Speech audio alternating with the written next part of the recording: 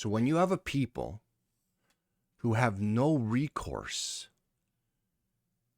what do you think will happen? Hey, everybody, and welcome back. So yet again, another shooting in Minneapolis. Gentleman Alex Preddy, 34-year-old, literally executed in the streets of Minneapolis.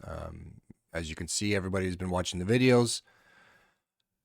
I don't know how you can defend that the ICE agents had every right to shoot this gentleman. I don't care what they're saying. It's been refuted multiple times through the videos. He had a gun. He had a license to carry. He wasn't brandishing it. He wasn't pointing at it. He had a cell phone. He wasn't interfering. His recording is not an interfering investigation.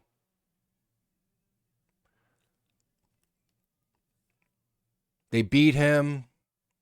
They pepper sprayed him. They took his gun away from him, and then they shot him multiple times. So what happens now? Now it's going to get worse. Now it's going to get worse because now you have an entire country, ones that haven't drunken the Kool-Aid, who are so brainwashed that they can see with their own eyes what's going on. It's going to get worse. And why I know it's going to get worse is because, let's take an example, George Floyd, okay? And a lot of minorities out there have been facing this for generations, where they've been brutalized, killed, shot for doing little to nothing. But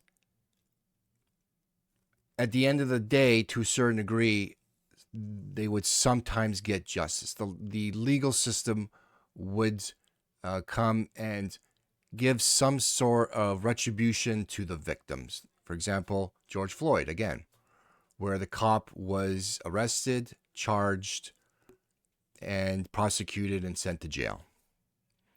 It doesn't make it any better, for what happened to him, but at least the system, the law, gave some sort of justice.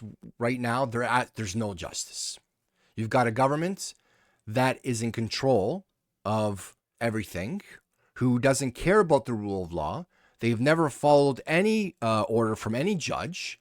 They're breaking the law as it is by demanding to see people's papers. ICE agents demanding to see people's papers, breaking into people's homes without a warrant, taking people off the street with no justifications, putting them on lists.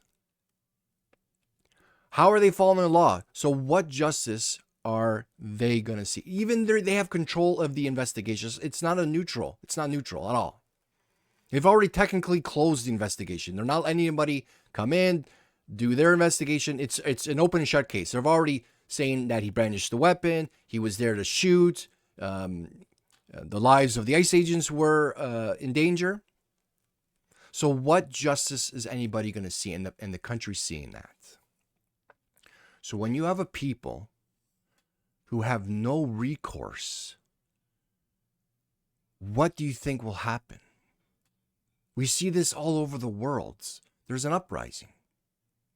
Violence intensifies. You're seeing what's going on in Iran. That's what's going to happen in the U.S. They have no one to turn to. No one is serving justice whatsoever because the people who have control of it don't care. So it's only going to get worse.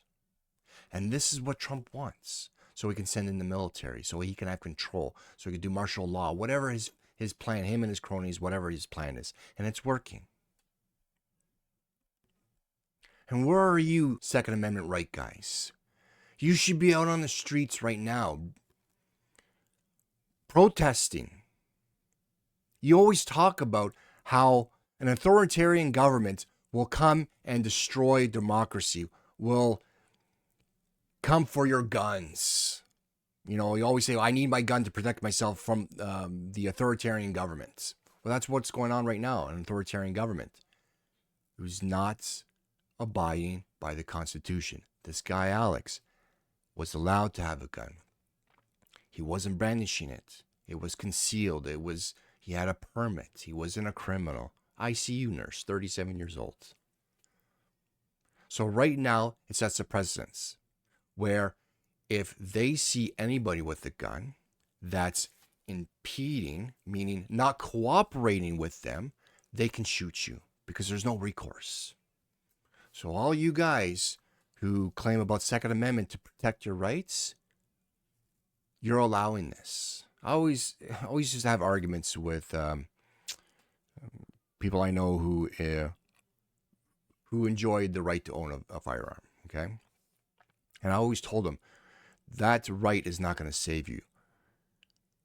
You're going to lose to an authoritarian government because people are going to allow it. An authoritarian government takes over, not by force, by manipulation, saying, we're here for you, we're here to protect you, and then slowly chip away at all of the rights, till one day there's nothing left and no one left to defend anything. And that's what's going on here in Minneapolis.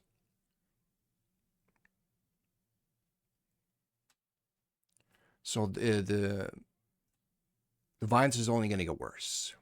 And this is, there's always, everybody always says, you never know. It's not like Monday, that's it, we're in a civil war or upheaval or a revolution. It slowly, gradually happens. And then when you look on it back in history is when you know exactly when it started. We're already there. American citizens are already there. You guys are in a revolution. You guys are technically in a civil war. You guys already have an authoritarian government. It's happening. The train has left the tracks, and the violence is only going to get worse. So back to those Second Amendment guys, I don't want to ever hear about your right to own a weapon for authoritarian governments to protect the country and the rights, because you're all full of shit. It's happening right now, and you're at the sidelines. One of two reasons. You're scared, and you were never going to rise up, or you're okay with it because that's what you want.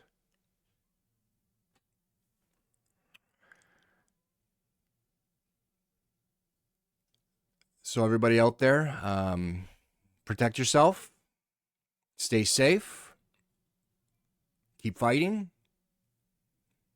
and understand the worst is yet to come. Anyways, guys, that's it for me. Take care. We'll talk later.